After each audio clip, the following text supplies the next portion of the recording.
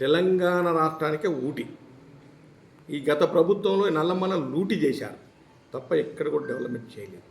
నేనే 2 సార్లు అసెంబ్లీలో ఈ నల్లమల్ల ఫారెస్ట్ విశిష్టత, దాంట్లో ఉన్న లింగమయ్య స్వాములు ఎక్కడెక్కడ ఉన్నారు, టూరిజం స్పాట్స్ ఎక్కడెక్కడ ఉన్నాయని చెప్పి 2 సార్లు అసెంబ్లీలో మాట్లాడడం జరిగింది. అవి 22 ప్లేసులు ఉన్నాయి ముఖ్యమైనవి. అవి కాకుండా మామూలుగా ఉన్నాయి కూడా చాలా ఉన్నాయి. మరి ఈ 22 ప్లేసులను టూరిజం స్పాట్గా డెవలప్ చేయాలని చెప్పి గౌరవ ముఖ్యమంత్రి గారికి 100 కోట్లు రిలీజ్ చేస్తే కొన్నిట్లో కొన్నన్న ఫేజ్ మేనర్లో తయారు చేసుకుంటే ఈ నల్లమలను మనం పర్యాటక కేంద్రంగా బాగా టూరిజం హబ్గా బాగా డెవలప్ చేస్తే మన ప్రాంతంలో ఉన్నటువంటి వెనుకబడ్డటువంటి చెంచూస్ కానీ, Lambada, Yerukala, SC, BC and OC, EBC వీళ్ళందరూ కూడా ఉపాధి అవకాశాలు ఎక్కువ ఉంటాయి.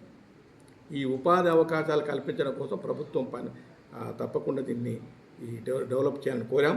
దాంట్లో ముఖ్యమైనది సలేశ్వరం జాతర, అదేవిధంగా మల్లెల తీర్థం, అక్కమాదేవి కేవ్స్, లొద్ది మల్లయ్య, అదేవిధంగా వ్యూ పాయింట్, ఇంకా చాలా ఉన్నాయి. ఇటువంటి ఒక 22 ప్లేసులు ఉన్నాయి.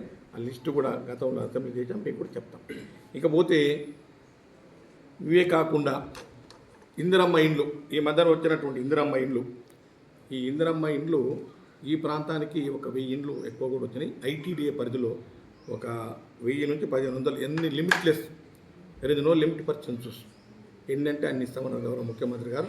836 మందికి ఇప్పటికే మేము పట్టాలు ఇచ్చాం. ఇంకొక 100-200 మంది ఉన్నారు. ఒక 1000 ఇండ్లు అదనంగా వచ్చినాయి. అవే కాకుండా మళ్ళీ ఇంకా 1000 ఇండ్లు అదనంగా ఇవ్వాలని కోరుతా ఉన్నాం. మళ్ళీ 1500 ఇండ్లు మళ్ళీ ఇస్తామని చెప్తా ఉన్నారు గౌరవ మంత్రివర్యులు పొంగులేటి శ్రీనివాసరెడ్డి గారు.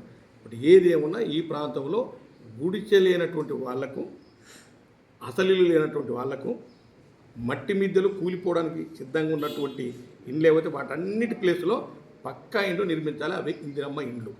ఇందిరమ్మ ఇండ్లు పారదర్శకంగా కుల, మత, వర్గ, రాజకీయ భేదాలు లేకుండా ఎవరైతే ఎలిజిబిలిటీ ఉంటారో వాళ్ళందరికీ ఇస్తామన్నా, రూపాయి ఖర్చు లేకుండా, రూపాయి అవినీతి జరగకుండా. కాబట్టి ఇంత పకడ్బందీగా ఇందిరమ్మ ఇండ్లు ఇవ్వడం అనేది ఫస్ట్ టైం. గతంలో కూడా ఇందిరమ్మ ఇండ్లు ఇచ్చినాం. దాంట్లో కొంతమంది కట్టుకున్నారు, కొంతమంది కట్టుకోలేదు. కానీ దాన్ని దృష్టిలో పెట్టుకున్నప్పుడు ఏమేమైతే పొరపాట్లు జరిగినాయో ఆ పొరపాట్లు జరగకుండా నిజమైనటువంటి లబ్ధానికి ఇవ్వాలనేది ఇండ్ల ప్రక్రియ జరుగుతూ ఉంది. బ్రహ్మాండంగా ఇండ్లు కట్టుకుంటా ఉన్నారు. అదేవిధంగా 2వ ఫేజ్ ఇందిరమ్మ ఇండ్లు కూడా స్టార్ట్ చేయమని మొన్న సర్క్యులర్ వచ్చింది. దాన్ని కూడా దృష్టిలో పెట్టుకుని ఇందిరమ్మ ఇండ్ల విషయంలో పక్కడబందిగా అందరూ అధికారులు కానీ, లేకపోతే దానికి సంబంధించినటువంటి ఇండ్ల బెనిఫిషియర్స్ కానీ వాళ్ళందరూ కూడా బ్రహ్మాండంగా పనిచేస్తూ ఉన్నారు.